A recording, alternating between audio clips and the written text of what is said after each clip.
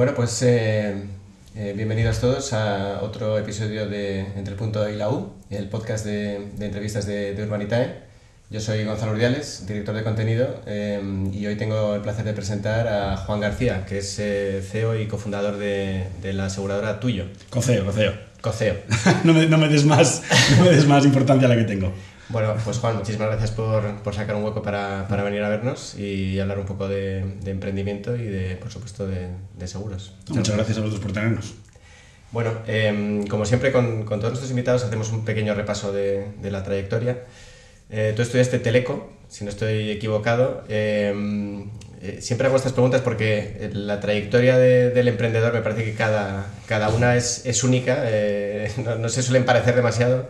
Y quería preguntarte, cuando estudiaste Teleco, ¿tenías claro, no digo que fueras a fundar una aseguradora, ¿no? Pero ¿a qué te querías enfocar? ¿O tenías ese gusanillo del emprendimiento o todavía no tenías ni idea? Que no tenía ni idea. Yo soy los típicos, siempre lo digo mucho, soy los típicos telecos o ingenieros en general, que en realidad no sabes muy bien qué quieres hacer, si te dieron bien las matemáticas en el instituto y acabas de hacer una ingeniería, ¿no? En este caso, primeros 2000, lo que estaba muy de moda era hacer telecomunicaciones, lo acaban de poner en la Universidad de Oviedo y dije, pues ingeniero de telecom. Además, que yo siempre decía, no, a mí lo que me gusta es el internet, ¿no? Sin saber muy bien exactamente lo que había detrás.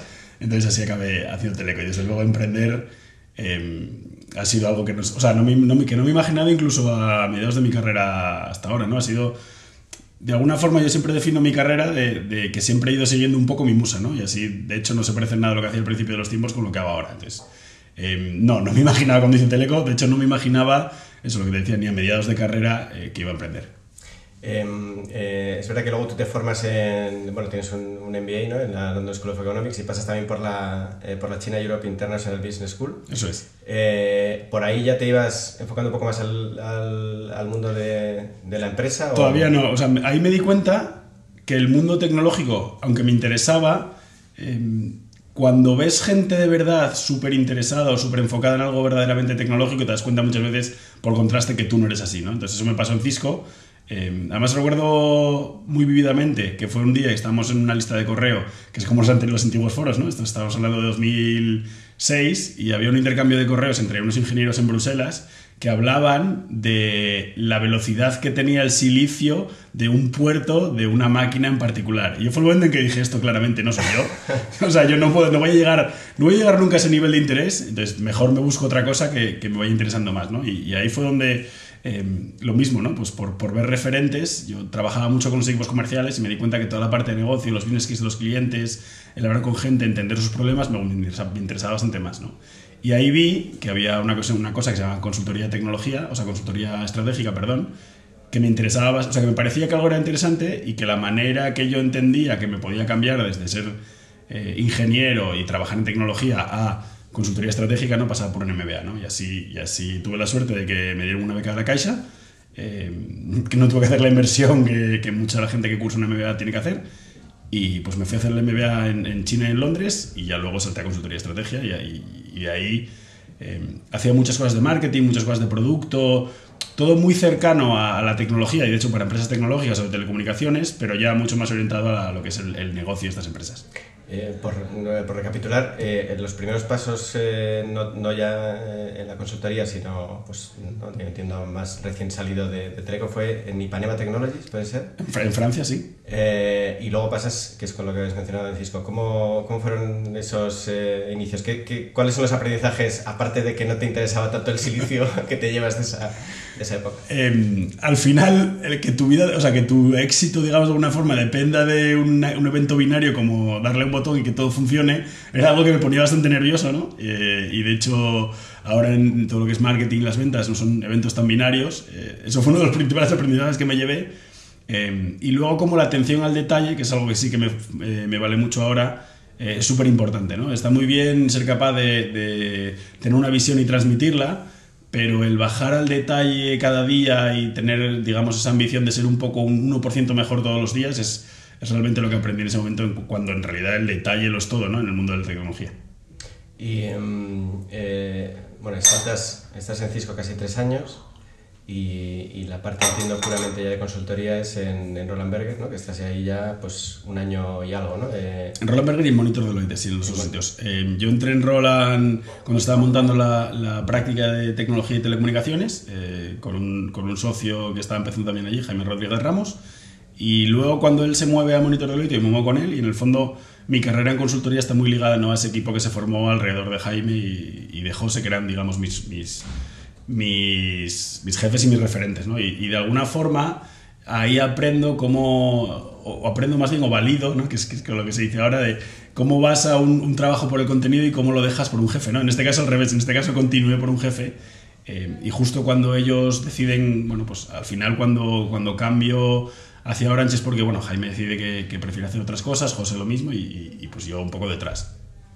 Y de ahí pasas a Orange como Head of New Ventures, que eso suena desde luego muy, aparte de, suena interesante, pero ya que está relacionado, entiendo, directamente más con emprendimiento, con nuevos... sí, ya en la última época en Monitor estábamos mirando para construir lo que se llama ahora un Venture Builder, ¿no? Que de aquella, estamos hablando de 2016, tampoco estaba muy claro qué era el modelo, cómo podías trabajar con socios corporativos.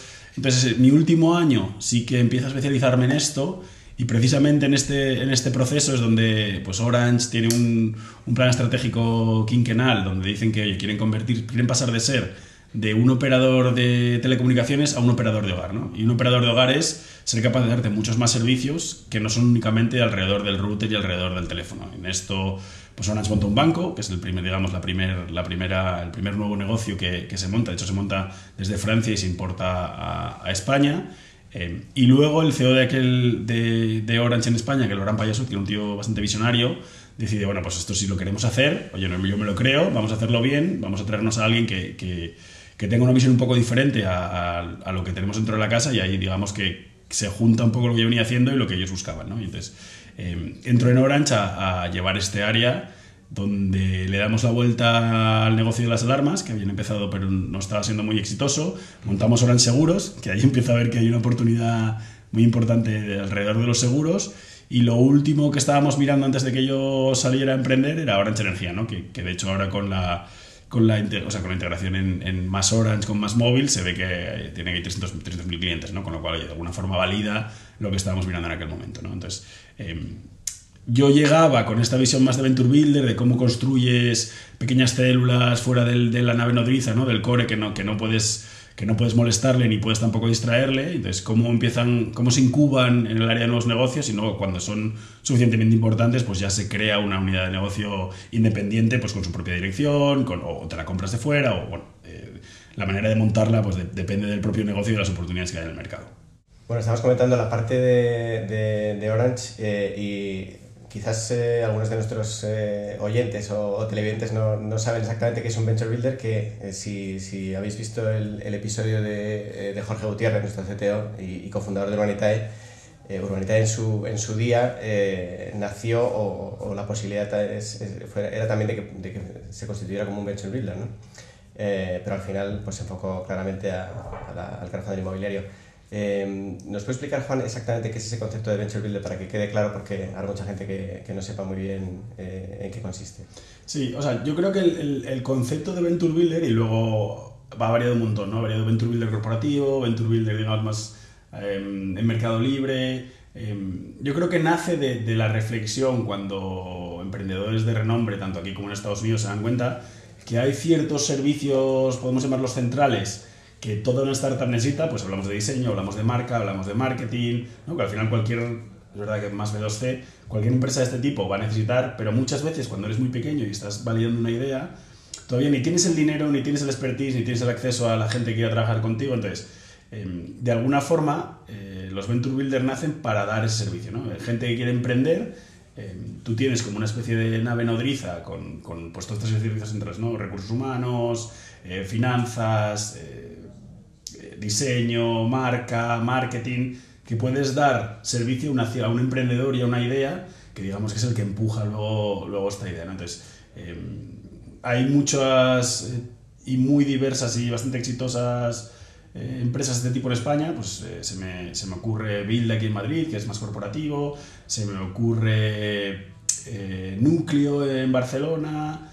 Entonces, nacen, es verdad que no son corporativos, son más de lo que decía, ¿no? De empresas en mercado libre, pues de alguna forma crean estas células, estas nuevas empresas, les dan servicio inicialmente a cambio de un porcentaje del equity, invierten en ellas para darle ese primer empujón y de alguna forma posibilitan que emprendedores que de otra forma ni tendrían los contactos, ni tendrían el acceso ni las capacidades para montar ese tipo de empresa, las puedan montar y las puedan montar más rápido, ¿no? Entonces, posibilitan el falla rápido, de alguna forma con menor riesgo, incluso para el emprendedor, ¿no? Porque el emprendedor en muchos casos en estas empresas ni siquiera deja de tener sueldo, ¿no? Como nos pasó a nosotros, que estuvimos casi 1 año y medio sin sueldo.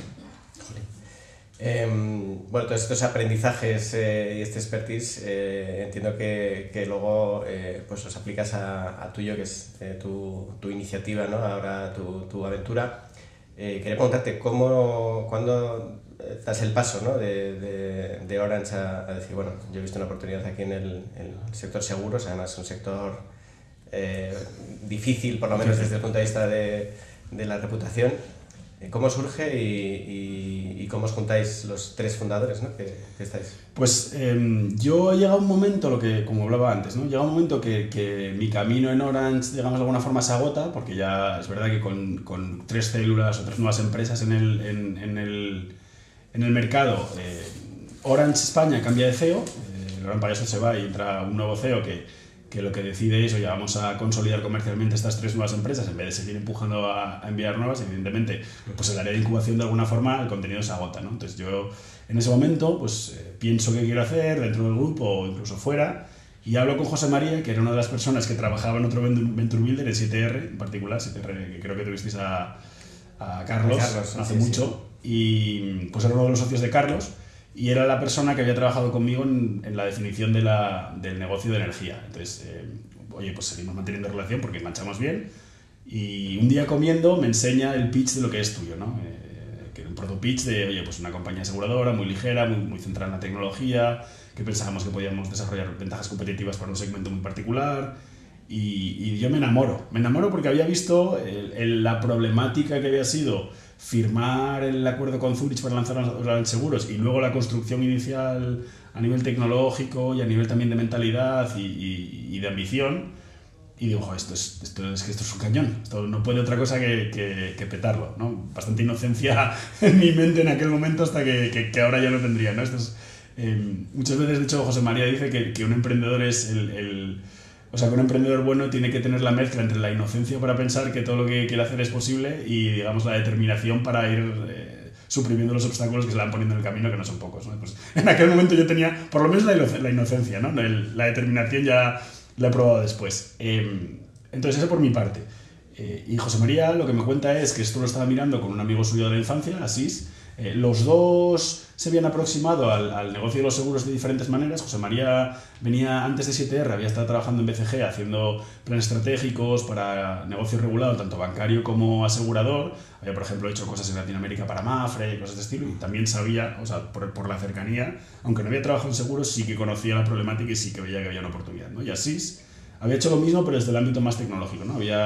A pesar de que venía de BVA, donde estaba en la mesa de riesgos exóticos haciendo pues, muchas cosas de datos y modelos avanzados, también en un trabajo anterior había visto todo lo que es la parte de la implementación tecnológica de un core asegurador y todos los problemas que tienen y cómo son cautivos de su legacy tecnológico todas las aseguradoras, ¿no? De alguna forma los 3 venimos con 3 aproximaciones diferentes veníamos al negocio asegurador y los 3 pensábamos que había una oportunidad ahí muy buena, ¿no? Y así, de alguna forma, vimos lo que funcionaba afuera, ¿no? Lemonade es una gran inspiración para nosotros, Hippo también es otra gran inspiración para nosotros, 2 compañías americanas de lo que nosotros llamamos el Insurtech 1.0, que fueron capaces de demostrar que con una experiencia de cliente mejor, pues vas a tener mucho más éxito en el mercado, ¿no? O vas a ser capaz de aumentar market share.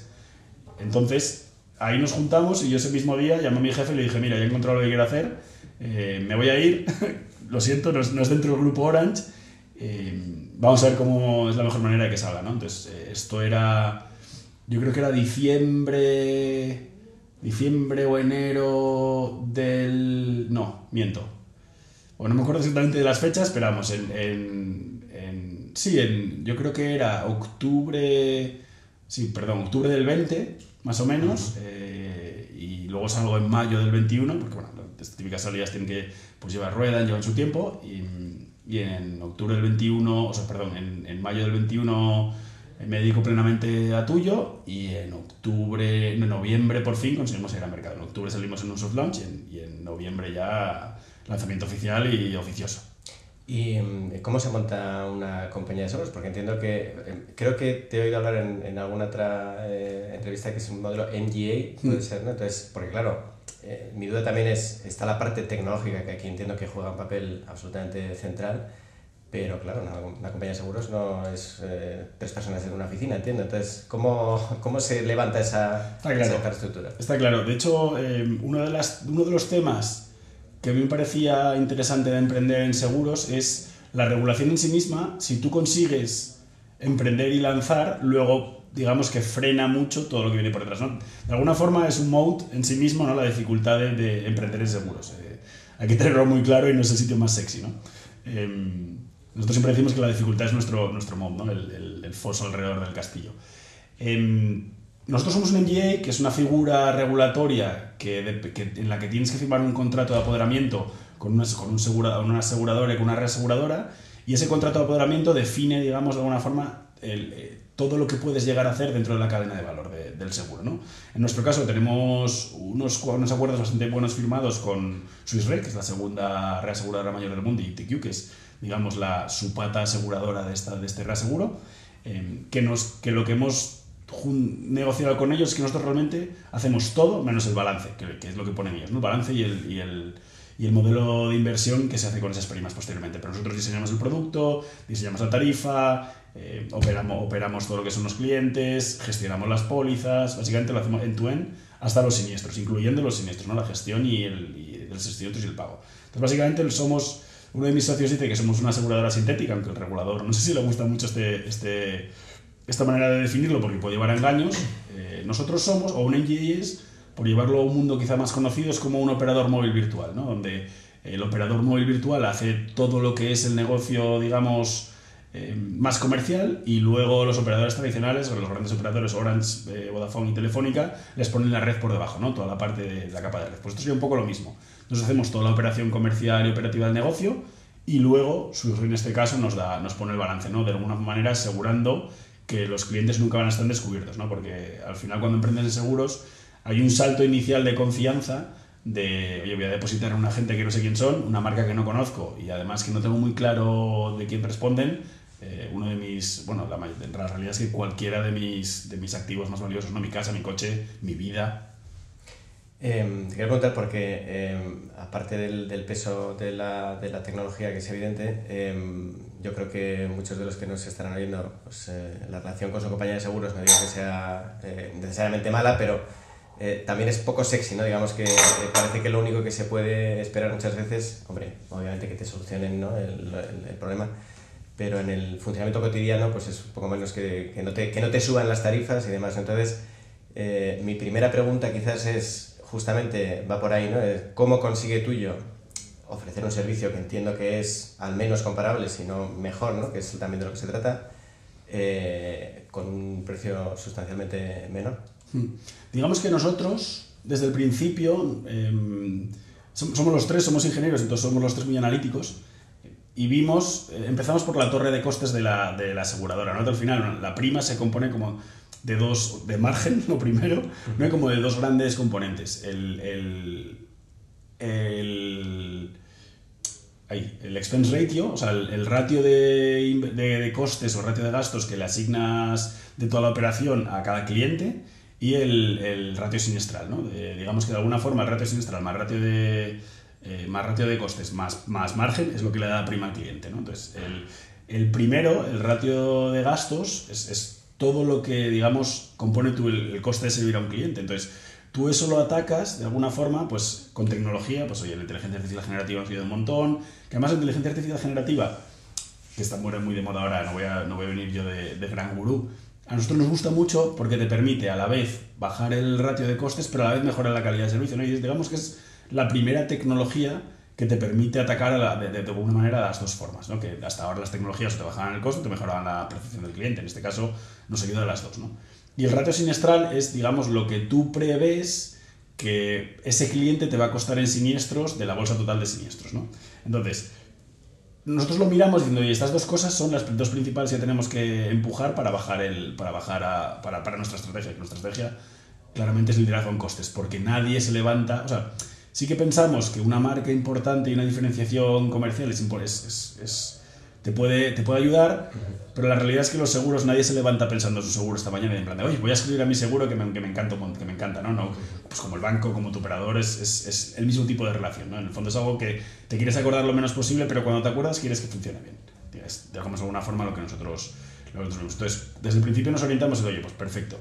Si de las dos grandes estrategias que definía Michael Porter nos vamos a orientar en liderazgo en costes, ¿cómo conseguimos atacar estas dos mejorando la calidad del servicio, ¿no? Entonces, todo lo que es ratio siniestral lo hacemos pues teniendo muchas más posibilidades de datos. Al final, nuestros clientes, lo que vimos nosotros desde el principio es que hay un segmento de cliente infraservido por el negocio asegurador, es decir, nosotros siempre definimos que nuestro cliente es el segmento de entre 20 y 50 años, que en el fondo es una sobresimplificación, porque cualquier persona que está acostumbrada al negocio, o sea, a tratar con negocios digitales, puede ser nuestro cliente, tenga 60, tenga 70 o tenga incluso 80 años, ¿no? Que tenemos clientes de este tipo. Entonces, si tú tienes muy claro que este es el tipo de cliente al que te quieres dirigir, que es un poco diferente a lo que tienen las aseguradoras tradicionales, que tienen una voluntad universalista de servir a todos los clientes, ¿no? Pero tienen un modelo muy claro, que es un modelo de mucho marketing offline, mucha televisión, mucha radio. Seguro que los que vais en coche a trabajar, pues todas las mañanas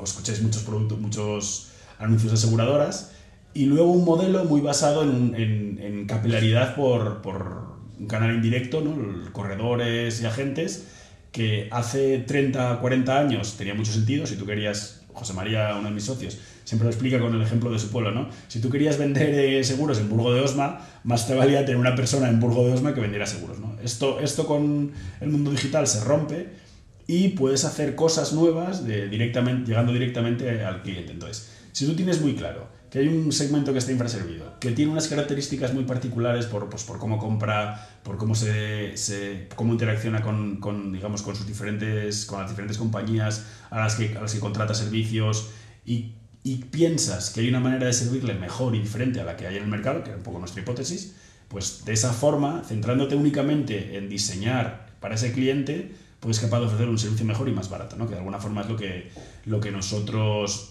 O sea, nuestro leitmotiv, ¿no? Volviendo a las dos componentes de los costes, es ofrecerle un producto bueno con un precio muy competitivo y darle un servicio como mínimo igual, la mayoría de las veces mejor, y de forma más barata, ¿no? Para nosotros.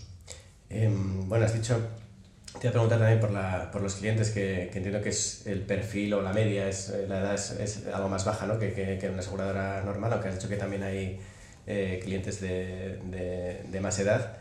Quería preguntarte, ¿cómo llegáis a esos clientes o cómo captáis a esos clientes y cómo vencéis, se me ocurre, ¿no? Las posibles reticencias de decir, bueno, vale, ¿quién sois vosotros y por qué me vais a ofrecer un servicio del que me pueda fiar cobrándome un 30% menos que mi aseguradora, ¿no? Sí, nuestro cliente, la media de edad de nuestros clientes son unos 42 años, que el mercado está en unos 55, 56, eso ya te da una señal de qué tipo de cliente viene a nosotros. Y en realidad nosotros lo que nos dimos cuenta cuando miras a este cliente es que es un cliente que tiene unos comportamientos muy particulares, ¿no? Busca mucho en internet, se informa mucho en internet, utiliza mucho las páginas de comparación de precios, los rastreatos, los aciertos de la vida. Además lee mucho reseñas que puede haber en internet, pues Trustpilot es la gran estrella, o Google Reviews. Entonces, si tú te das cuenta de este viaje del cliente, eres capaz de impactarle muchas veces, en muchos momentos, en donde el cliente está informándose o está también formándose una opinión sobre tu empresa, ¿no? Sí, es verdad que nosotros hemos comprobado que el gran mantra del marketing, ¿no? Que tienes que impactarle 7 u 8 veces antes de que todavía se fíe de ti, es así, pero nosotros lo que vemos es que no únicamente con marketing digital, ¿no? Que es la gran palanca que cualquier compañía en internet puede utilizar, conseguimos crear esa confianza, ¿no? Porque al final los clientes en seguros, claro, esto es muy particular para los seguros, tienen todas estas herramientas a su disposición, ¿no? Pues oye, voy a mirar en Rastreator y voy a ver cómo comparan las diferentes coberturas y voy a ver el precio. Voy a ver las reseñas, a ver qué dice la gente de esta compañía para para cómo es su servicio. Voy a ver en Rankia o en foros, de hecho, últimamente siempre estamos viendo si queremos hacer acciones dentro de Forocoches, ¿no? Que es como la gran espada de Damocles del mundo digital. No sabes, muchas veces no sabes si quieres estar en Forocoches o quieres que te ignoren completamente, ¿no? Tanto por la capitalidad que tiene, por el mundo troll también que tiene. Pero de alguna manera, todo esto, o sea, el tener claro quién es tu cliente y cómo le vas a servir y cuál es su viaje, hace que le puedas impactar de muchas formas, y no todas son metiendo dinero en Google o en Facebook, ¿no? Que al final es uno de nuestros grandes clientes. Hoy has mencionado también lo de la inteligencia artificial generativa, que consigue, eso te lo había oído también en otro foro, que no solamente aligera costes, ¿no? Por decirlo de alguna manera, sino que ofrece mejor servicio. Pero ¿cómo funciona exactamente? O sea, porque yo me estoy imaginando pues el típico chatbot de oye, me pasa no sé qué tal, pero en un sector como los seguros, o entiendo yo, ¿no? Que la gente al final quiere un sitio al que poder llamar, que le atiendan, ¿no? y que le resuelvan el problema de la mejor manera posible. ¿Cómo se compagina esto de la inteligencia artificial con ese servicio cercano, digamos, que entiendo que tiene que ser? Sí, nosotros, uno de las claves de nuestro modelo es cómo intentamos que todo lo que el cliente, toda la relación del cliente con nosotros sea autoservicio, que tampoco hemos creado nada nuevo, ¿no? Porque nadie que haga su uso bancario con Revolut, o que compre en Amazon, o que pida, digamos, la compra a Mercadona online, en realidad tienes que hablar con nadie, ¿no? Si pasa algo, sí que puedes llamar, ¿no? Entonces, como tenemos muy claro que este es nuestro cliente y que es un cliente que, aunque no forzosamente le gusta más, pero sí que está acostumbrado a comunicación también por texto, nosotros empujamos mucho al cliente que nuestro canal principal es el texto, bien en nuestro live chat en la web, bien en WhatsApp o bien en nuestro live chat en la aplicación, ¿no? Entonces, en cuanto empujas al cliente al texto, ya hay todos los chatbots, sobre todo un chatbot que tenga una reacción rápida, que hable como si fuera una cosa de manera muy natural y que además de contenido que tenga sentido para ese cliente, ¿no? Te ayuda un montón, ¿no? De hecho, nosotros en algún lado lo hemos contado que nos ha sorprendido un montón.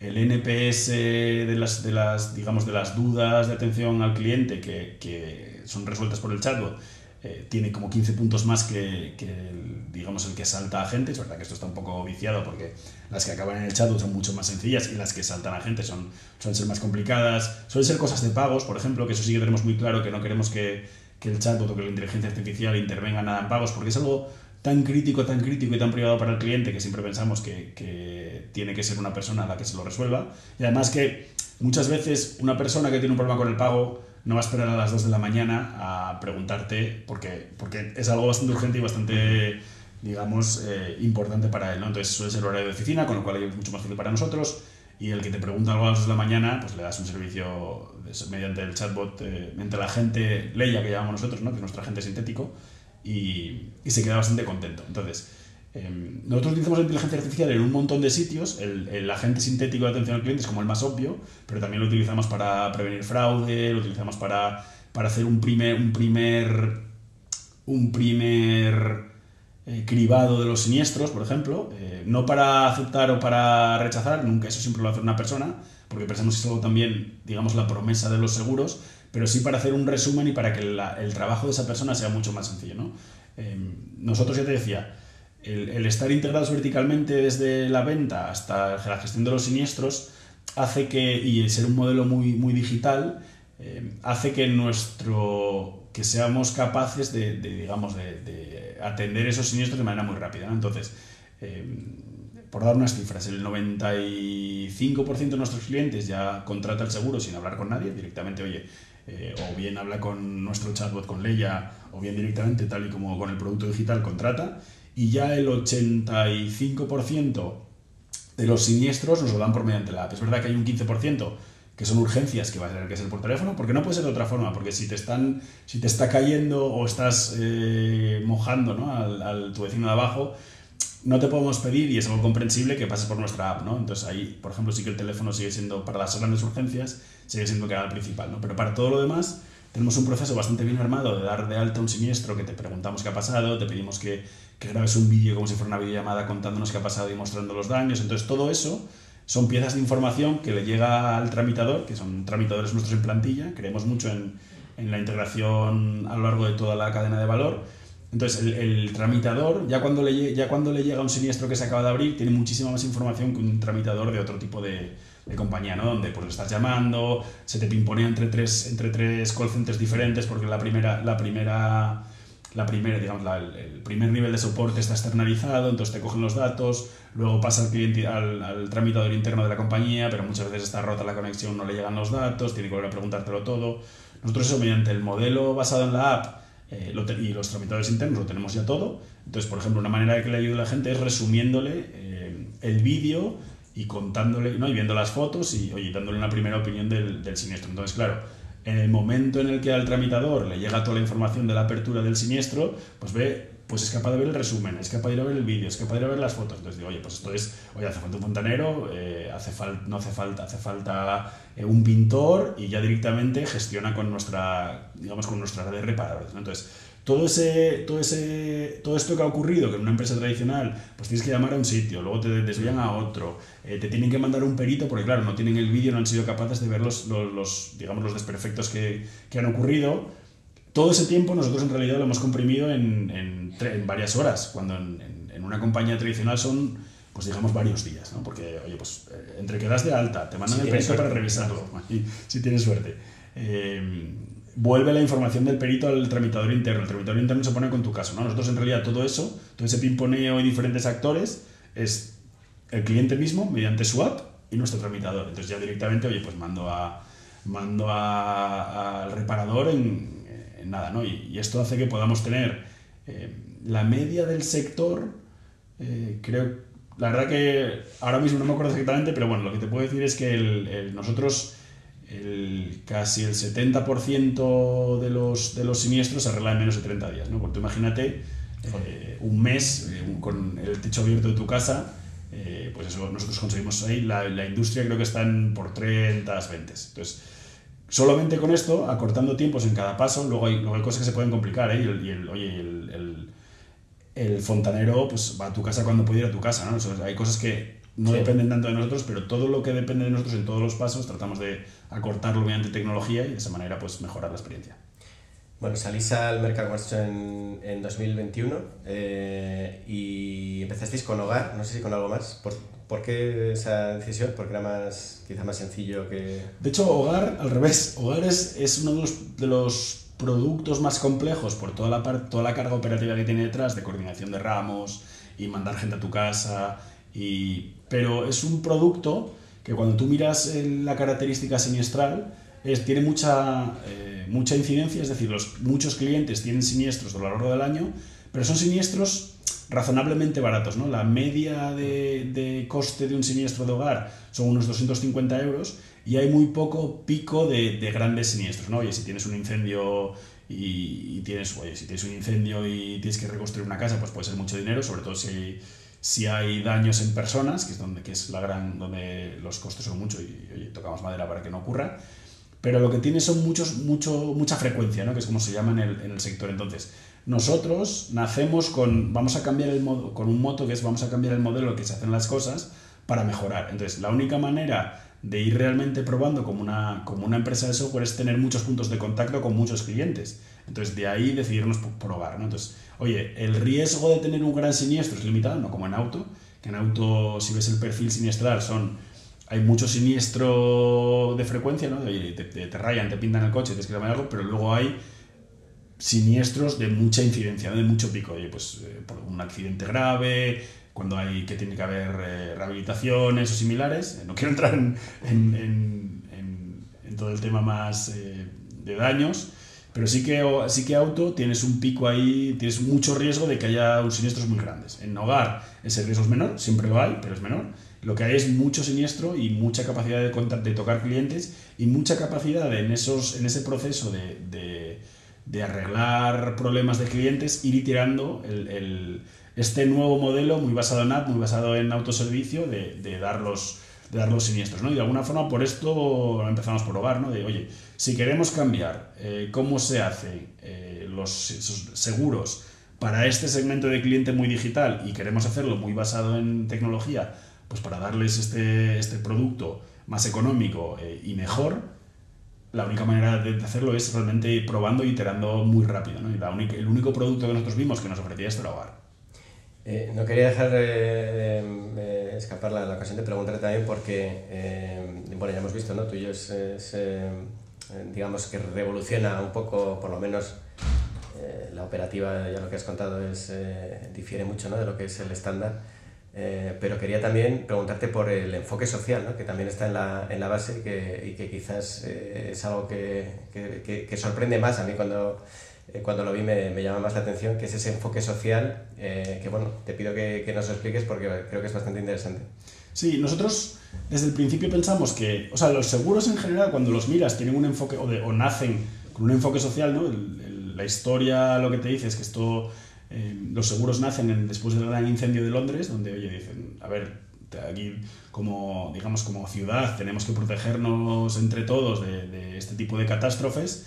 Y lo que empieza haciendo la gente es, oye, pues poniendo en una especie de bolsa, ponen todos un poco todos los meses, por si se reproduce una catástrofe de este estilo, poder pagarlo, digamos, entre todos, ¿no? Y no tener que no te lleve a la ruina un evento de este tipo, ¿no? Entonces nosotros, entre eso y, digamos, pues nuestra mentalidad y valores, pensábamos que, oye, pues que recuperar ese instinto de los seguros pues podría tener sentido, ¿no? Sobre todo en un mundo en el que parece que lo único que hay asociado al mundo de los seguros es malas noticias, usura y denuncias, ¿no? Entonces, desde el principio pensamos que ser B Corp nos podía dar o ayudar en tanto en nuestro desarrollo como compañía, ¿no? En marcarnos unos valores acerca de la ejecución, ¿no? No únicamente en montar un negocio que tenga sentido, sino en montar un negocio que aporte algo a todos los stakeholders, ¿no? A clientes, a empleados y a la sociedad. Explícanos eso de B Corp, que también seguro que significa ser una empresa B Corp.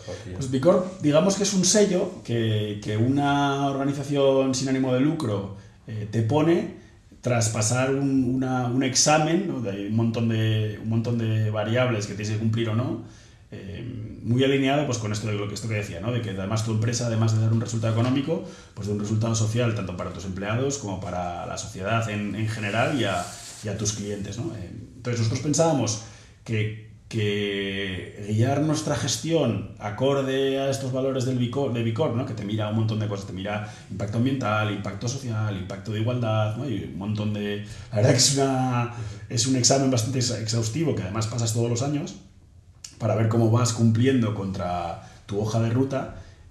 Nos parecía algo muy interesante, ¿no? Y nos parecía algo que podía ser un poco diferencial, porque en el momento que lo miramos no había ninguna aseguradora que lo cumpliera, ¿no? Así que luego, de hecho, muy pocas grandes empresas en España son capaces de cumplirlo, ¿no? Un hito fue cuando, por ejemplo, MásMóvil hace un año y medio anunció que era B Corp, ¿no? Pues porque los aspectos que tienes que cumplir son bastante...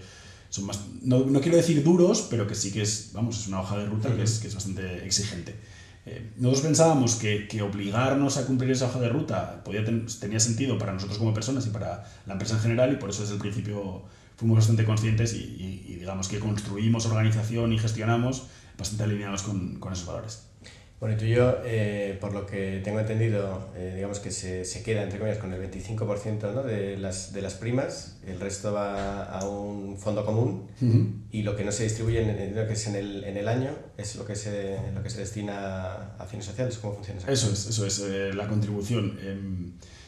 Esto ha ido variando un poco, es como empezó al principio de que montamos tú y yo. Ahora, como todavía desgraciadamente perdemos dinero, ¿no? Somos una startup, todavía vivimos bastante no únicamente vivimos de nuestros clientes, que es el ideal de toda empresa, sino que también vivimos de nuestros inversores.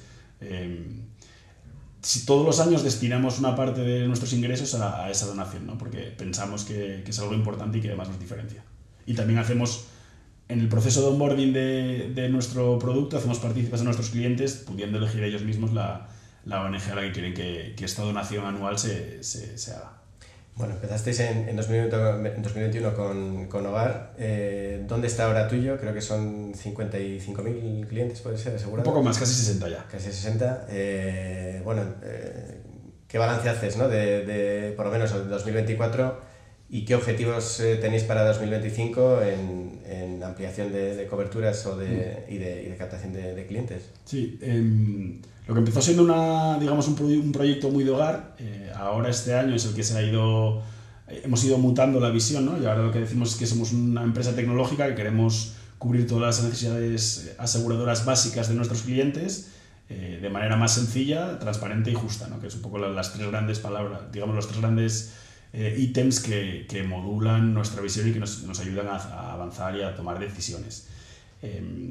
Básicas es importante, bueno, el primero es tecnología por todo el modelo de autoservicio y el tipo de cliente al que nos dirigimos. Básicas es porque sí que queremos ampliar y ya hemos ampliado nuestra parrilla, nuestro portfolio de producto. Empezamos con hogar y este año hemos lanzado vida y mascotas, y en la primera parte, el primer trimestre del año que viene lanzaremos auto. Tiene pinta de que lanzaremos viaje en algún momento también del 25, y con esto sí que pensamos que básicas, que era la otra palabra digamos, de la nueva visión que hemos ido trabajando este año, queda, o por lo menos en el corto plazo, completada, ¿no? 24 y 25 son los años en los que construimos este portfolio para cumplir con la parte de necesidades básicas, y en el 26 probablemente sea el año en el que nos lanzaremos a la expansión internacional, ¿no? Durante el 25 trabajaremos también en prepararlo, ¿no? Porque no es una empresa sencilla lo de lanzarse a la conquista internacional, pero el 26 será el año en el que saldremos a otros países. ¿Y os planteáis también meteros en el ámbito de salud? Salud, yo a mí es un seguro, es muy diferente por cómo los clientes piensan alrededor de su seguro de salud, donde la marca tiene un montón de poder. Es muy diferente porque la integración vertical con redes de hospitales tiene mucha importancia para poder controlar los costes de las operaciones y demás. Yo te diría que no vamos a ir a salud, y más, esto se va a ver también cuando lo hemos grabado, con las últimas noticias que vienen de Estados Unidos de los seguros de salud. Yo diría que es un producto lo suficientemente especialista y lo suficientemente diferente a lo que sabemos hacer como para meternos ahí. Es algo que la salud es algo que me da mucho respeto, y probablemente no sea un producto que tengamos en nuestro portfolio en el corto plazo.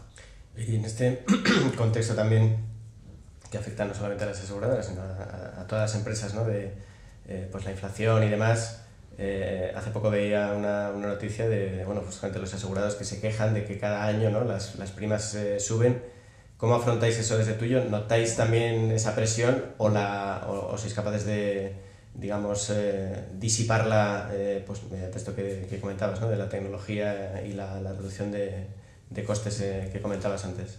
Sí que se nota un montón. Al final piensa que hay una parte muy importante de nuestro trabajo o de la parte de coste que se le asigna a la prima de un cliente, que es literalmente pagar oficios que vayan a tu casa, a que te arreglen una tubería, que te pinten la pared, y al final ahí hay materiales, ahí hay personas, que es realmente donde la inflación está subiendo, ¿no? Al final los materiales hoy en día no cuestan lo mismo que lo que costaban hace 3 años cuando empezamos. Una de las decisiones duras que hemos tomado este año es, en principio, no traspasar la inflación a nuestros clientes, por lo menos este año. Veremos, sí que es algo que probablemente empecemos a hacer en algún momento, cuando tengamos que revisar tarifas, pero nos preocupa mucho el tomar la decisión sencilla de, oye, pues esto ha subido, se lo traspasamos al cliente, ¿no? Mientras seamos capaces de mantener un margen aceptable, porque al final el ratio sinestral, que es donde aplica esta parte de la inflación, donde más afecta, esta parte de la inflación, mientras seamos capaces de tener un ratio sinestral contenido, vamos a intentar subir precios únicamente cuando tenga sentido. Por ejemplo, en este año sí que por ejemplo hemos cambiado una parte de la tarifa en general, y hay una parte de la tarifa de cuando empezamos que nos dimos cuenta que no estaba bien ajustada, y hay una parte de los clientes que sí que van a sufrir una subida, y además no una subida pequeña, pero no es por la inflación, es porque hemos cambiado la tarifa, ¿no? Entonces, eso pues sí que es algo doloroso y sí que tenemos que hacerlo en las renovaciones. Pero la típica subida de este año te subimos un 5, un 10%, porque sí, tratamos de evitarlo bastante, ¿no? Y creemos que es una gran fuente de insatisfacción para los clientes el subidas sin una justificación aparente. Entonces tratamos de evitarlas, y este año por lo menos hemos decidido que la inflación no va a ser una palanca para subir los precios. Sin una justificación aparente, porque además es que ya te lo decías, ¿no? Las aseguradoras tradicionales, este foco en el offline y tal, pues los anuncios, yo por lo menos lo único que recuerdo de los anuncios que escucho es te bajamos el precio. Entonces si cualquier aseguradora puede bajar cualquier precio de cualquier seguro, pues a lo mejor deberían estar más baratas, ¿no? De entrada. O sea... Bueno, es una estrategia comercial que nosotros también hemos ido un poco en contra de ellas, ¿no? Al final, digamos que el mundo del seguro tradicional, tú tienes tu modelo de precio te dice que debería pagar un cliente, y muchas de ellas lo que hacen es, oye, el primer año te hago un 20% de descuento y lo voy recuperando paulatinamente durante los primeros años de tu vida, ¿no? Que hay gente que se cae, y pues por eso hay una serie de efecto de churn, de efecto de lavadora dentro del mercado, pero luego hay otros clientes que, pues la prima de pereza que dice así uno de mis socios, o porque no se da cuenta, que también es otra, o porque el seguro no es algo que a menos que lo utilices te sueles acordar de ello, pues te lo van subiendo, ¿no? E incluso en el año 4 pues es casi por encima del precio, digamos, de lista que deberías tener como cliente, ¿no? Nosotros lo que decimos es, nosotros no vamos a hacer eso, no hacemos ofertas, no hacemos descuentos comerciales. Nosotros, como cliente tiene un precio y ese cliente va a tener el mismo precio, sea nuevo cliente o sea un cliente de cartera. Entonces, si yo subo mis precios a mis clientes de cartera, ¿no? por el IPC, por ejemplo, no es que a ese cliente que ya está conmigo le esté subiendo el precio pues porque le he hecho un descuento comercial y ahora le estoy llevando hacia la tarifa, hacia lo que decía la tarifa que debería tener, sino que es porque mi tarifa ha subido. Entonces, ese cliente va a tener conmigo el mismo precio, sea un nuevo cliente o sea un cliente de cartera. No aprovechamos que ya estás en mi cartera para subir los precios, ¿no? Que es, digamos, una estrategia de pricing que pueden tener otras compañías que nosotros no tenemos. Nosotros nos inspiramos mucho en, por ejemplo, Walmart, que a pesar de que no tenga muy buena prensa, sí que tiene una estrategia de pricing de, oye, nosotros son precios contenido, lo que dicen son precios contenidos siempre. Nosotros de alguna forma queremos ir a eso, ¿no? Queremos romper con este duelo de promociones que hay bastante en la empresa de los seguros, en la industria de los seguros, y centrarnos mucho en, oye, nosotros te vamos a dar el mejor precio siempre que podamos, y si tenemos que subir el precio, se lo subiremos a todos, no solo a ti.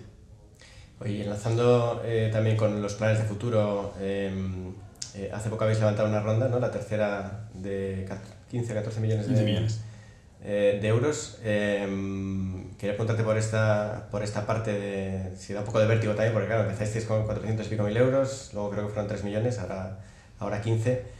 ¿Y en qué momento planteáis alcanzar el break-even también, la rentabilidad, ¿no? para decirlo? Nosotros, antes de la ronda, justo habíamos llegado a lo que es break-even operativo, es decir, nosotros con nuestros clientes cubríamos lo que son los costes estructurales de la empresa, pero todo lo que era la inversión en publicidad y marketing, pues era lo que nos hacía, es lo que nos hace, de alguna forma, o lo que nos hacía perder dinero, ¿no? Si hubiéramos dejado de invertir en crecer, éramos capaces de mantener la empresa tal y como estábamos. Ahí se nos plantea la decisión de, oye, seguimos creciendo y tratamos de levantar dinero para ese tipo de inversiones estructurales, de crecer el equipo, de dar mejor servicio, seguir invirtiendo en tecnología, o nos quedamos como estábamos, ¿no? Nosotros decidimos apostar pues, por tú y por nosotros, levantar una nueva ronda, que invertimos sobre todo en el crecimiento del equipo tecnológico, crecimiento del equipo de operaciones para dar un mejor servicio, ¿no? Y luego hay una parte de eso, que es la parte que levantamos con BlackRock, que es deuda, que es para invertir en crecimiento, ¿no? Para invertir en marketing y en publicidad. Esto nos parecía que era lo que tenía más sentido para seguir abriendo nuevas verticales y para impulsar también el área de partnerships, ¿no? Que hemos contratado a una persona muy buena este año y esperamos que nos dé grandes alegrías. Bueno, ya nos está dando grandes alegrías y nos dé más todavía en el 25, ¿no? Entonces, ¿da vértigo? Sí, da vértigo, porque una de las cosas que pasa en las startups, que son un poco diferentes al empleo corporativo, digamos, más tradicional, es que todo el mundo dentro de la empresa se tiene que reinventar cada 18 meses, ¿no? Al final, los problemas que teníamos cuando éramos 3 y estábamos en el garaje de Asís no son los mismos que teníamos cuando éramos 10 o 15 que levantamos la anterior ronda, que no son los mismos que es cuando somos 40 o 50 que hemos levantado esta, ¿no? Entonces, a nosotros mismos nos pone presión para reinvertirnos. A la gente que tenemos directamente debajo, ¿no? Nuestra primera línea le pone presión para reinventarse también, y a la compañía en general, ¿no? Porque las exigencias son diferentes, ¿no? Asís siempre dice que esto de emprender es como lo de jugar al Super Mario, ¿no? Que tú pasas una pantalla, piensas que ya has ganado, que has matado al monstruo final, pero en realidad lo único que pasa es que empieza una nueva pantalla que además es diferente y más difícil que la anterior. Pues en eso estamos, ¿no? Nos hemos cargado, digamos, al Bowser de la pantalla anterior, y ahora pues estamos de nuevo con el Super Mario con nuevos desafíos. Qué bueno, pues estamos acercándonos ya al final de la entrevista. Antes de pasar a las preguntas que hacemos siempre al cierre, quería hacerte alguna pregunta sobre esta parte del emprendimiento. Un poco la has contestado, ¿no? Pero el tema de las rondas o de cómo crecerlo, porque parece que hay dos modelos básicos, ¿no? El unicornio, ¿no? De crecer y a base de caja muy rápida, y los camellos, ¿no? Que es un crecimiento más sostenido, y que por otra parte es el que al final es el que hemos acabado teniendo en Urbanitae, ¿no? No nos ha hecho falta acudir a grandes rondas porque bueno, pues el negocio y el crecimiento que tenemos acompaña. De cara a alguien que se plantee pues empezar su propia empresa y tal, ¿cómo de complicado es esto de las rondas? ¿Qué tiene sentido? Me imagino que depende obviamente del sector, de las condiciones, ¿no? Pero ¿algún consejo que puedas darle a ese emprendedor que se lo está planteando, y todo este tema de levantar financiación y cómo conseguirlo y qué hacer? No es sencilla la pregunta, ¿no? Y además se puede atacar de muchas maneras, ¿no? Y voy a tratar de dar varias ideas que se me vienen a la cabeza. Lo primero es, yo admiro un montón a la gente que emprende ella sola.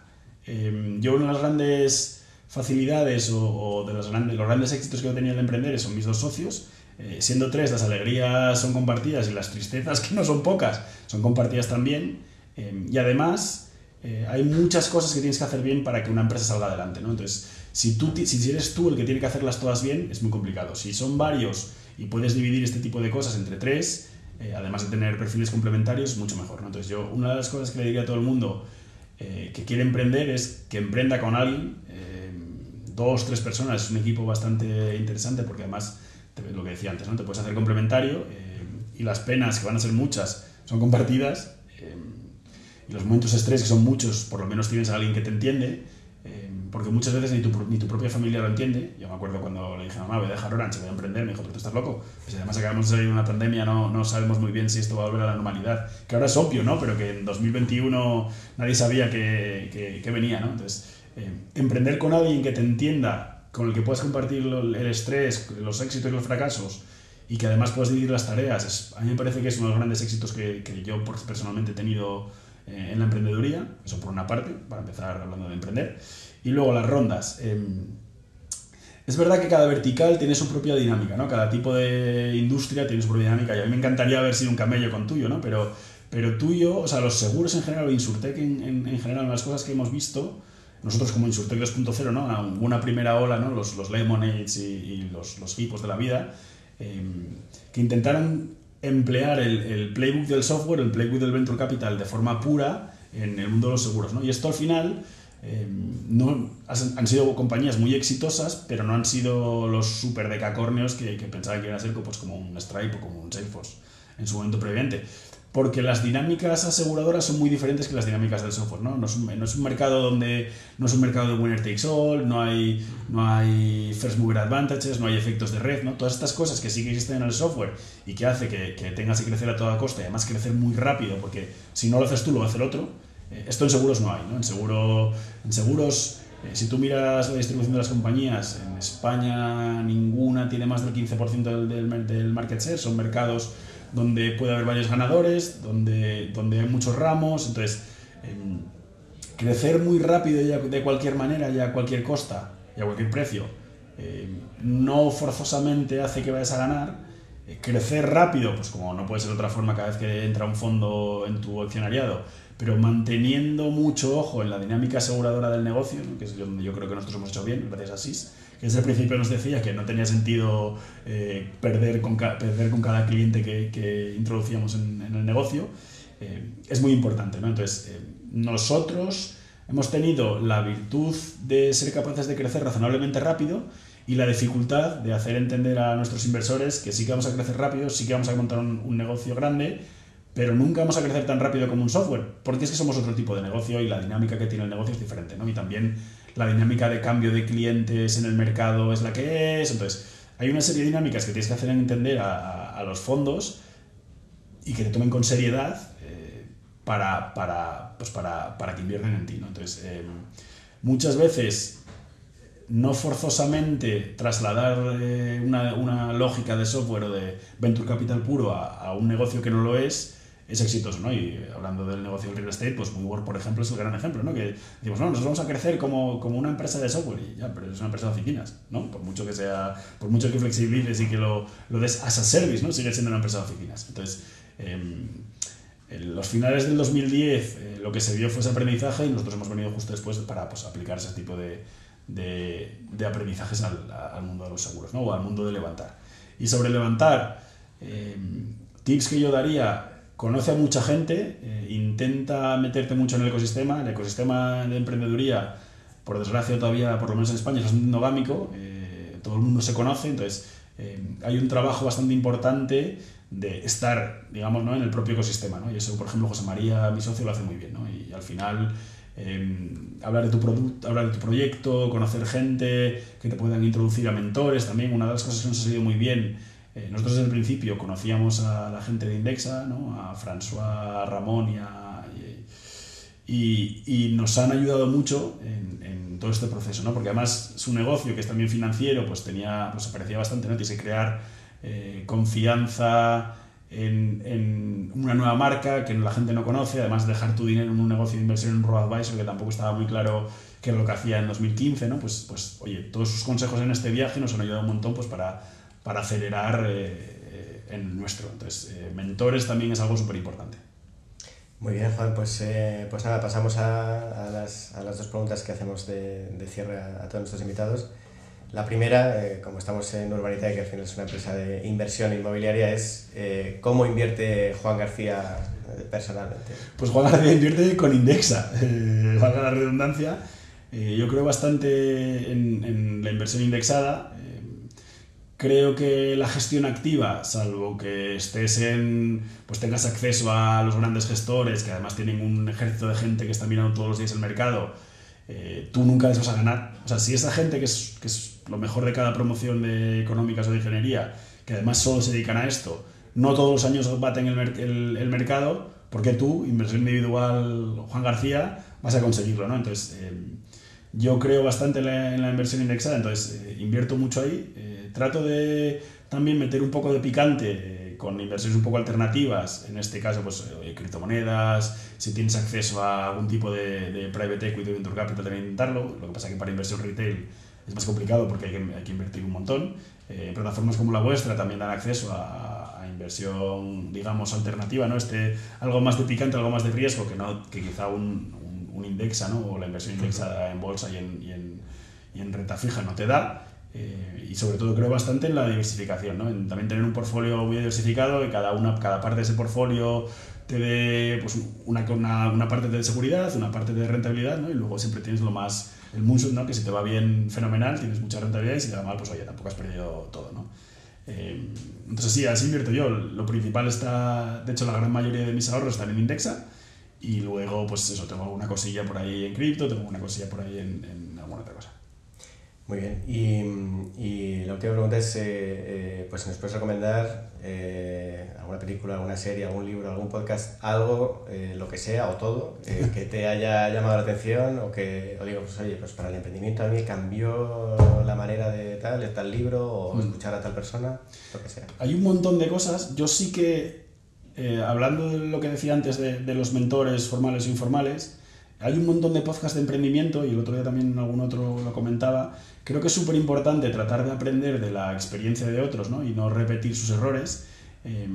Y ahora con los podcasts, pues como el vuestro, esto se puede hacer, ¿no? Entonces, no es lo mismo que tomarte un café con alguien, pero es lo más parecido que vas a tener a tomarte un café con alguien, ¿no? Entonces, yo sí que recomendaría que si alguien quiere emprender, ¿no? Que antes de emprender simplemente que se zambulla en este tipo de podcasts, que son pues casi como tomarte un café con el emprendedor.